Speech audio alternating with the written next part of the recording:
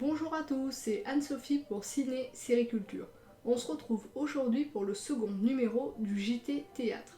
Ce JT Théâtre du mois de septembre 2019 va donc s'articuler en deux parties, les principales pièces à l'affiche, ainsi que l'actualité du théâtre en bref. En cette rentrée, continuons la découverte des nouveautés théâtrales de cette saison 2019-2020. Et je peux d'ores et déjà commencer cette sélection par une pièce que j'ai découverte cet été lors du Festival Off d'Avignon 2019 et qui m'a profondément bouleversée.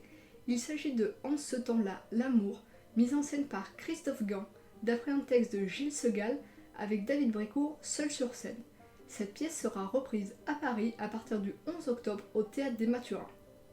De quoi je me mêle? Un autre de mes coups de cœur du Festival of 2019 continue son aventure à Paris au Théâtre Elgar à partir du 2 octobre. Ce texte de Pascal Rocher et Joseph Gallet, qui joue également dans la pièce aux côtés de Nathalie Tassera, est mis en scène par Catherine Marchal.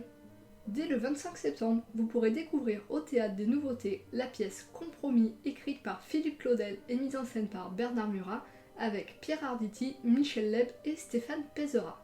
L'invitation de Adrien Raca, mise en scène par Philippe Lelouch, est de retour au Théâtre de la Madeleine à partir du 2 octobre, avec Philippe Lelouch, Gad Elmaleh et Lucie Jeanne sur scène. Père ou fils, la nouvelle comédie de Clément Michel sera à découvrir également à partir du 2 octobre, mais du côté du Théâtre de la Renaissance cette fois-ci.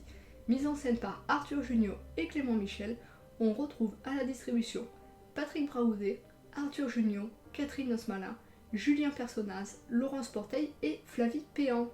Une vie d'après Guy de Maupassant, mise en scène par Arnaud Denis et avec Clémentine Célarié seule sur scène, qui a été créée cet été lors du Festival Off 2019, sera reprise à Paris à partir du 4 octobre au Théâtre des Mathurins.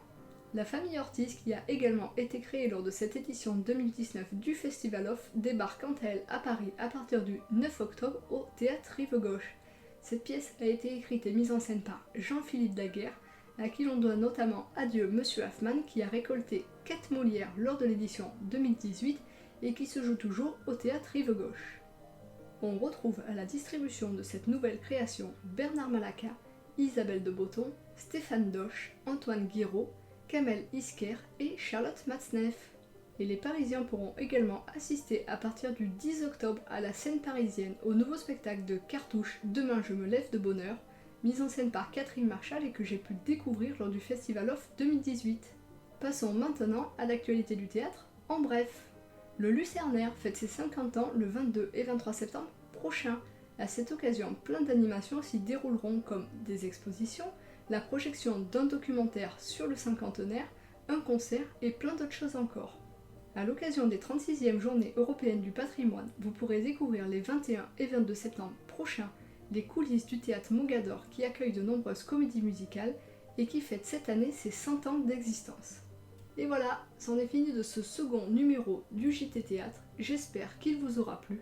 N'hésitez pas à réagir à l'actualité dans les commentaires.